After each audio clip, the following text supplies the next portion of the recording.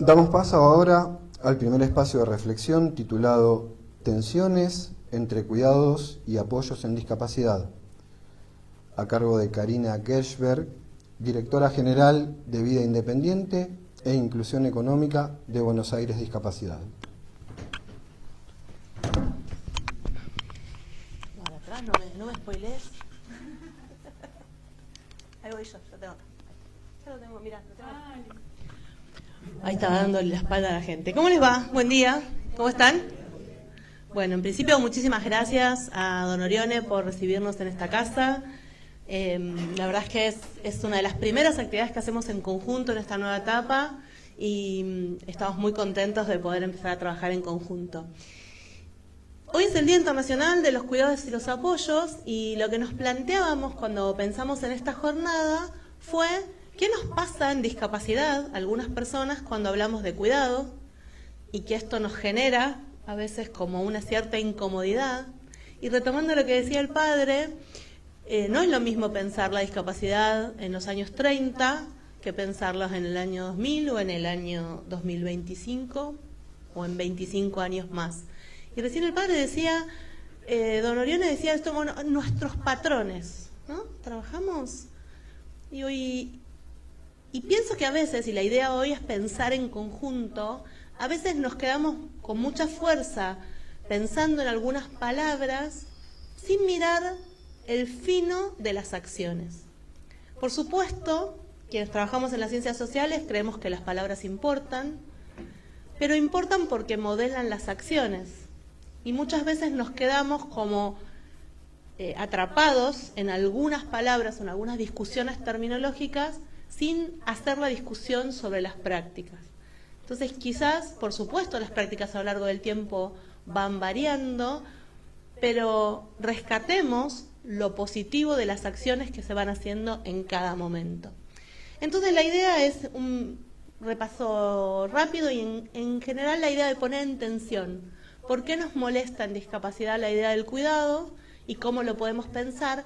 Y además preguntarnos por qué la ONU hoy nos está diciendo cuidados y apoyos en la misma frase y en el mismo día. ¿Pueden estos conceptos convivir? ¿Pueden estos conceptos dialogar? La ONU nos está diciendo que el cuidado es el corazón invisible que sostiene nuestras economías, nuestras familias y nuestras vidas. Y quiero tomar este concepto desde el principio, porque acá es donde a mí me hace ruido que nos enojemos con la idea del cuidado. Si no hubiera cuidado, no habría vida. Todos nosotros para estar acá recibimos cuidado, todos nosotros somos dadores de cuidado y reproducimos el cuidado. Hacemos a veces algunas distinciones en las definiciones, y cuando se habla de cuidado se suele pensar en un conjunto de acciones, actitudes y relaciones que están orientadas a sostener la vida, atender las necesidades de los otros y uno mismo y mantener el bienestar físico y emocional a lo largo del tiempo. Digo, y si yo lo pienso así, es difícil ponerse en contra de esta idea, ¿no? Y cuando hablamos de apoyo, solemos, y digo solemos porque en los términos teóricos siempre hay muchas definiciones de acuerdo a quién es el autor que lo escribe, solemos pensar en que son recursos, acciones o estrategias que una persona recibe o utiliza para realizar acciones, tomar decisiones y participar en la vida cotidiana y en ámbitos que elija.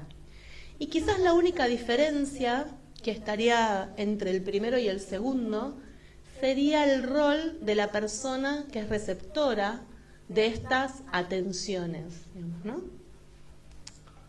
Entonces, ¿dónde estaría esa tensión que venimos transitando quienes trabajamos en discapacidad? Bueno, que los cuidados se asocian que tienden a proteger, a suplir y a decidir por el otro y se asocian con la dependencia y la responsabilidad moral. Y por otro lado, los apoyos buscan acompañar, habilitar, respetar la decisión y se vinculan más con la autonomía y con la colaboración. No digo que esto sea así, digo que esta es la tensión que existe. Asociar el cuidado con la sobreprotección y el apoyo con la autonomía. Pero, alerta, spoiler alert, Para mí, la sobreprotección en el cuidado es una mala praxis. El cuidado no debe sobreproteger. Cuando los cuidados se sobreprotege, simplemente estamos cuidando mal. No es que el problema es el cuidado. ¿Quién más tiene un virus que lo está reventando esta semana? Entonces, vamos a hablar del cuidado como el centro de la vida. Hay muchos estudios y los estudios incluso feministas de revalorización de los cuidados. Se hace un énfasis fuerte en esta idea de cuidar. ¿Qué pasa con el cuidado? El cuidado sostiene la vida y sostiene las relaciones humanas. No es un hecho excepcional, es una necesidad permanente. Hay que pensar todos los cuidados que uno recibe. Tendemos a entenderlo más fácil cuando pensamos en los niños pequeños, ¿no? Y cómo sin cuidados un niño pequeño no sobrevive. Tendemos a pensarlo en las personas mayores que requieren más extensamente cuidados y tendemos a pensarlo en discapacidad.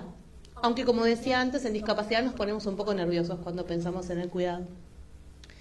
Pero implica este cuidado atender, acompañar y sostener a los otros a lo largo de la vida. ¿Quién hoy a la mañana recibió de alguna otra persona un cuidado? El café y el quiz. Buenísimo. Me trajeron en auto. Te trajo alguien en auto, espectacular. ¿Y quién proveyó algún cuidado esta mañana? ¿Alguien hizo un mate a su...? Sí. ¿Preparaste a los nenes para el colegio? ¿Alguien hizo un mate a su conviviente? ¿Le diste de comer al perro? Absolutamente. ¿Cómo? Volcaste la yerba. ¿Y alguien la limpió o la limpiaste vos? Ah, bueno, entonces te cuidaste solita en ese caso. Ah, o sea, hiciste el mate y le volcaste la yerba. Ah, le limpiaste el mate. Ah, genial. Perfecto. Sin cuidado la vida social y económica se detiene. Y en este punto en unos minutos nos vamos a detener de por qué es tan importante el cuidado. Pero también modela identidades, vínculos y pertenencias. Y por eso les decía, nos vamos a detener un minuto a pensar en la economía del cuidado, porque también otro alerta, spoiler alert, ¿quiénes cuidan? Mayoritariamente las mujeres. El cuidado, remunerado o no, es parte esencial del sistema económico. Para que, ¿vieron cuando se decía antes, atrás de un gran hombre y una gran mujer? ¿De qué hablaba eso? Bueno, hablaba de que para una persona pudiera dedicarse intensamente a la vida pública, había alguien detrás implicándose intensamente en la vida familiar. Ese cuidado invisibilizado es donde ahí se desgasta y es donde decimos que deteriora. Las tareas de atención directa o indirecta sostienen la productividad social. Muy bueno, alguien te trajo para que vos pudieras estar en esta actividad, alguien espera a alguien con la comida porque tiene un día más largo de trabajo, alguien se encarga de las compras o se encarga del lavado de la ropa en casa. Hoy por suerte ese alguien puede variar, pero todavía estadísticamente está muy sobrecargado sobre las mujeres. Y por eso también al principio se decía cuidado, remunerado o no. El cuidado suele ser una tarea familiar, familiarizada, que muchas veces queda invisibilizado como tarea y por lo tanto no remunerado. Y cuando es remunerado, como es una tarea que se suele considerar menor, mal remunerado.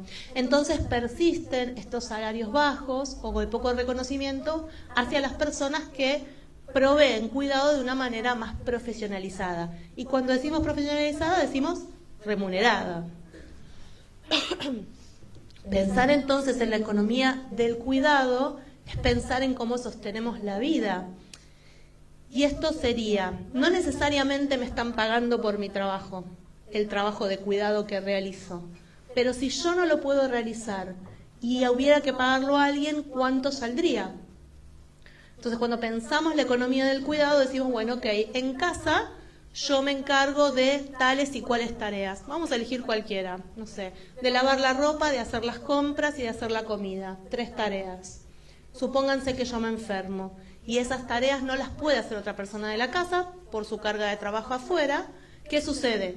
O quita horas de descanso o hay que pagar a alguien que haga esas tareas. Bueno, entonces ahí es donde podemos ver el valor económico que produce la tarea del cuidado. Y decimos además que es una práctica social y relacional, es decir, cuidar es una práctica que combina tiempo, energía y afecto.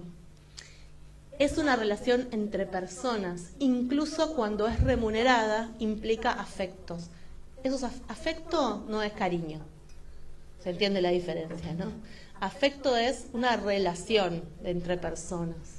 Ojalá implique cariño en cualquiera de las relaciones de cuidado, porque estamos hablando de personas, pero está involucrado lo afectivo. Se involucran decisiones, jerarquías, expectativas. A menudo se vive como un deber moral, más que como una elección. Esto lo vemos a veces con familias que están muy sobrecargadas por el cuidado. Y quizás, más allá de la presentación, esta es una de las cuestiones que a mí más me interesa. Cuando nosotros decimos, desde las que hablamos de discapacidad y venimos trabajando en discapacidad hace muchos años, cuando tensionamos el cuidado y cuando decimos, bueno, los cuidados no son buenos, lo importante son los apoyos, nos perdemos una parte muy importante, que son todas estas familias que están proveyendo estos cuidados y estos cuidados prolongados a lo largo de la vida. Digo, nosotros tenemos cuidado basado en instituciones como las que provee Don Orione, pero en Argentina es minoritario. La mayor parte de las personas viven en sus hogares. Y en esos hogares reciben los apoyos de su grupo familiar. Y muchas veces esto es vivido como un deber. Bueno, por supuesto uno no va a abandonar a la persona pero en ese deber hay un gran dolor también ahí oculto. Lo miro a Juan, con quien hemos acompañado a un montón de familias a lo largo de los años, que a veces hay que empezar a poder habilitar que la gente diga, yo hubiera preferido no elegir esto. Me acuerdo de una madre a quien, cuando charlábamos sobre las condiciones y las situaciones y cómo vivían la maternidad de personas adultas con grandes necesidades de apoyo, decía, una de las cosas que más me enoja es que alguien se acerca y me diga, Dios te lo mandó a vos porque vos podés con esto, ¿no? Y ella decía, pero me hubiera mandado $1.000.000 porque también podía con eso, ¿no? Y por supuesto que puedo con eso, dice, porque eso es mi hijo y lo amo, pero a veces no. Y que alguien pueda decir, a veces no lo amo y a veces no puedo, es fundamental, porque si no lo que vemos son familias reventadas por esta carga del cuidado. ¿Y qué pasa con el envejecimiento? ¿Qué pasa con estas mujeres, estas familias que a lo largo de los años vienen sosteniendo una carga alta del cuidado y además atravesando su propio proceso de envejecimiento? ¿Qué pasa con la calidad de vida de todo ese grupo familiar? ¿Y qué pasó entonces con el tema de los apoyos? Hasta acá, cuidado. ¿Alguna discusión, pregunta? ¿No? Ok, perfecto. En discapacidad surge la noción de apoyo como una evolución del cuidado tradicional. Recién el padre nos decía, no era lo mismo en los años 30, y todos percibimos que a lo largo de los años ha ido cambiando la forma en la que pensamos la discapacidad, la forma en la que pensamos los cuidados, los apoyos, y fuimos buscando categorías teóricas como para tratar de entender la cosa y como para tratar de ordenarnos en las prácticas. Y entonces empezamos a pensar en modelos de la discapacidad, ¿no? ¿Sí? Todos tienen esas ideas. Bueno, yo no las voy a repetir hoy. Primero porque pienso además que es un poco cansador estar hablando de los modelos de discapacidad todo el tiempo. Y por otro lado porque termina por fastidiarme que se crea que esas son realidades. Y son solamente constructos teóricos. Son formas en las que vamos pensando que solo tienen sentido si se traducen en prácticas que vayan siendo cada vez más respetuosas de la persona, de su entorno, de su posibilidad de participar en la sociedad. Entonces, pero de cualquier modo, así como cuando cambiamos algún término, yo pienso que tenemos que despedirnos amorosamente del anterior, pero despedirnos pero amorosamente. Por ejemplo, cuando dejamos de hablar de necesidades especiales y empezamos a hablar de personas con discapacidad, agradezcamos a necesidades especiales y a capacidades diferentes. Yo diría, le damos un besito, muchas gracias. Muchas gracias. No te vamos a usar más, pero te agradecemos mucho. ¿Y sabes por qué te lo agradecemos? Porque antes decíamos idiotas y minusválidos. Y entonces ahora pasamos a decir personas con discapacidad, pero tengamos en cuenta que posiblemente en un tiempo también nos despidamos de este término y usemos otro. No nos quedemos como es este, ¿no? Porque este es el que mejor entendemos hoy. Pero necesidades especiales también era el que mejor entendíamos en ese momento. Y quizás nuestro hoy no es más inteligente que ese anterior. Y quizás va a ser mucho más inteligente el mañana. Entonces, vamos a ponerlo medio entre comillas.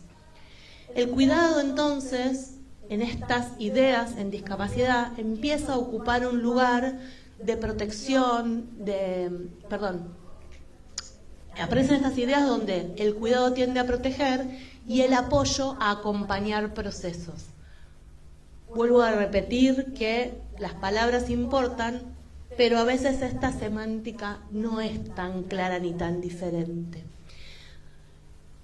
¿Qué plantea de cualquier modo en este modelo, si quieren, social de la discapacidad? Que el cuidado sustituye y que el apoyo habilita. Pero me trabé, a veces me pasa que, no sé si alguien más, se me juntan un montón de ideas en la cabeza, pero no me logran salir todas juntas por la boca. Entonces, por un lado, necesito el PowerPoint porque si no me distraigo, y por el otro lado, querría contarles más cosas y empiezo a pensar cuánto tiempo vamos. La transición entonces entre estos conceptos no es una transición lineal. ¿Y qué significa eso? Y no es tan fácil delimitar qué es cuidado y qué es apoyo. ¿Lo puedo delimitar teóricamente? Sí. Pero si después voy a un ejemplo concreto y no sé, ¿no? Porque agarro una tarea y quizás, después voy a hacer a Victoria que me discuta en público, cuando le toque a ella, pero quizás lo que puedo decir es, bueno, el tema sería cómo ejecuto la tarea, ¿no? ¿Dónde está puesto el foco? La tensión entonces es entre hacer por y hacer con. Esa sería la tensión que marcamos en discapacidad cuando nos molesta el término cuidado. Si es hacer por o hacer con. Pero a mí se me ocurren un montón de ejemplos y si... ¿Todos tienen contacto con personas con discapacidad? Sí, así que a ustedes también se les van a ocurrir un montón de ejemplos de personas por las que hay que hacer, que tengo que hacer por. Y bueno, ahí también podemos ponernos finos y decir, bueno, hay que ver cómo haces por. Sí, claro, por supuesto. Yo quiero pensar en cuántas de las personas que se dedican a la teoría conviven con personas que requieren apoyos extensos 24/7 por 24. Yo tuve la experiencia, lo hice durante 5 años, conviví con un grupo de personas. Y ahí les diría que, sí, claro, uno dice, bueno, con la mayor autonomía, elegís tu ropa, elegís cómo te lo pones, te vestís con tu tiempo, yo solo te brindo los apoyos. Y después cuando se te hizo el horario que tenés que salir corriendo, le metiste la remera encima y ahí vamos todos para acá ¿no? Digo, porque también esa es la realidad. Y hay una diferencia enorme entre ser un profesional que elige trabajar de eso y que si no quiere un día no lo hace más, como hice yo, que un día no quiso hacer más eso y me fui a otro trabajo, a una familia que no puede cambiar de trabajo fácilmente, renuncia y se va. ¿Cómo estoy? ¿Cuánto me queda? Estoy bien. ¿Se me trabó esto? Haceme un clic ahí a ver si avanza. ¿Avanzó? Ah, perfecto, perfecto. Ahí estamos. Bueno, entonces, ¿cuáles son estas tensiones cotidianas que estábamos diciendo recién? Cuidar implica decidir y decidir por el otro genera conflicto. Los límites entre proteger y controlar son muy finos y acá sí. acá hay un tema y suele haber un tema con las familias. ¿Y qué es? Este límite entre dónde estoy cuidando y dónde estoy controlando, en algunos casos es muy fino y en otros casos es muy grosero, ¿no? Donde aparece este control. Y aparecen estas sutilezas. Hablaba con un grupo de familias que están intentando armar un proyecto de vivienda convivencial. Y son un grupo de madres. Y una de las madres decía, yo quiero que mi hijo integre un grupo de familias que viva con otros, un grupo de amigos que... Me distraje por lo de la cámara. Quiero que mi hijo integre un grupo en un departamento y que viva con otros. Okay. Pero quiero tener todo un protocolo de cómo actúan los cuidadores, y quiero tener todo un protocolo de cómo se controla, y quiero tener todo un protocolo de cómo van a manejar la ropa, y quiero tener... Yo pensaba, bueno, muy lindo lo de llamarlo vivienda convivencial a eso, pero esta madre lo que quiere es que el pibe viva en otro lado, pero ella controlar todos los aspectos de su vida igual, o mucho más. Y además controlarle a los compañeros, y las interacciones, y todo el personal que trabaja. Y todos sacuden la cabeza así porque les debe sonar bastante, ¿no? Sí. Entonces, atrás de una idea de autonomía, de independencia, de vida independiente, se reproduce un cuidado de superposición, de invasivo, que va por encima de todos los límites. Por supuesto, esto se refleja en estos gestos cotidianos. Quién habla, quién organiza, quién decide. Esto claramente lo vemos cuando llega una persona a preguntar una consulta, a hablar en algún lado, llega a una admisión del centro de día y la persona que habla es la que lo acompaña. Y la persona con discapacidad puede hablar. No, pero yo te cuento. No, espera, déjame que hable con la persona que está viniendo a elegir este lugar. No, yo se lo estoy eligiendo. Bueno, eso no sería una buena práctica. Por supuesto, sostener sin invadir es un equilibrio constante y muy difícil. ¿Cómo sucede con los niños y niñas sin discapacidad? Lo que sucede es que las madres van decidiendo por sus hijos pequeños todo, y de a poquito ese niño o niña va oponiéndose a las decisiones que toman sus padres. De alguna que otra forma. Hace un capricho, se cambia una remera, dice no me quiero poner esto, por tomar cualquier ejemplo de la ropa, que es fácil. ¿Y qué pasa? Y se va dando esa tensión entre lo que la madre quiere y lo que el hijo quiere. En la adolescencia se tensiona mucho más fuerte, y a partir de ahí la persona gana independencia, deja de ser un niño cuidado por su madre, gana independencia, cada uno en su nivel. Vieron que ahora además están estas ideas de que se extiende y hay gente de 25 que todavía, bueno, malas prácticas. En discapacidad lo que suele pasar es que este proceso se interrumpe, no sucede tan así. Suele pasar que estas peleas con la familia se dan más tarde cronológicamente, que cuando se dan se medicalizan, se leen patológicamente, se leen cómo se inestabilizó, porque quizás las formas no son las esperadas en las que se discute, no se lo ve como una misma adolescencia o un poco más tarde, y se limita bastante en eso. Y lo estoy diciendo desde las discapacidades intelectuales, pero compartiendo y conversando con personas con otro tipo de discapacidades o con discapacidades sobrevinientes. Ahí hay alguna complejidad más, porque también aparecen situaciones donde para la familia esta persona que adquirió una discapacidad no va a poder. Y entonces aparecen estas actitudes de sobreprotección y esta preocupación por esta pelea por la independencia que aparece en las personas. Cuidar puede ser al mismo tiempo un acto de amor y una forma de poder. Y de hecho lo es. Y no es malo, excepto cuando se excede.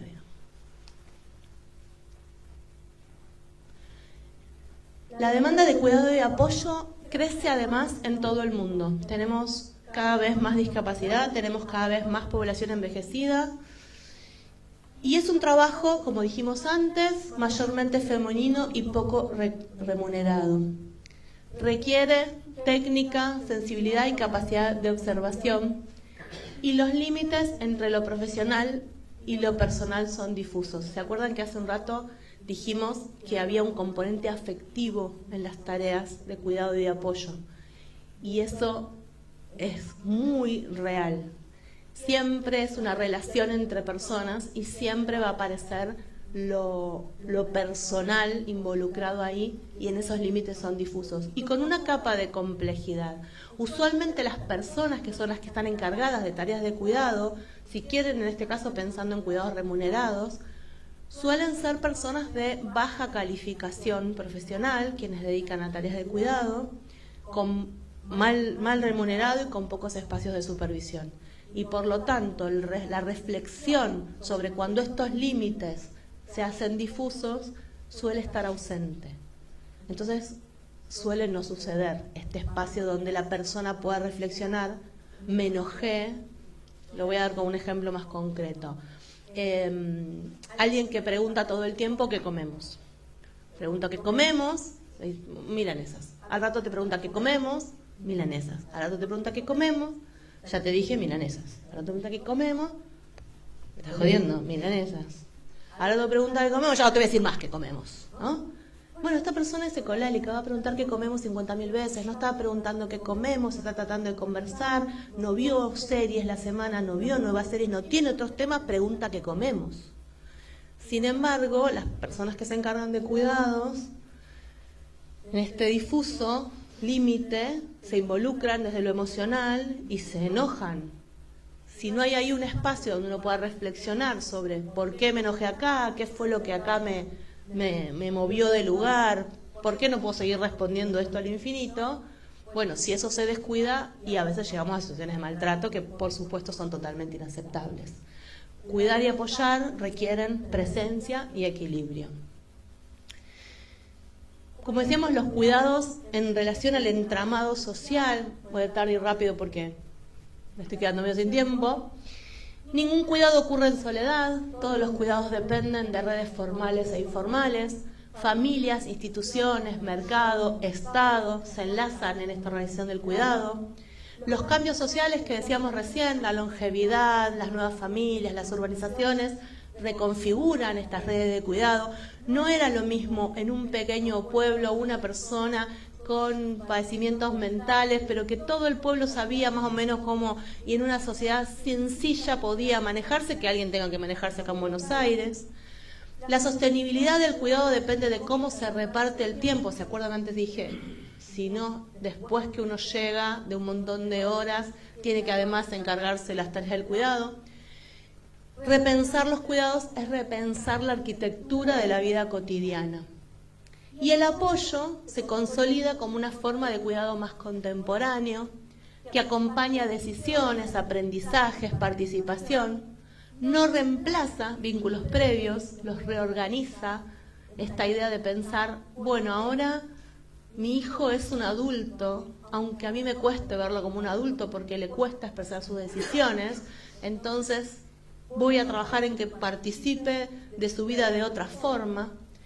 Y se basa entonces en confianza, en flexibilidad, en adaptación.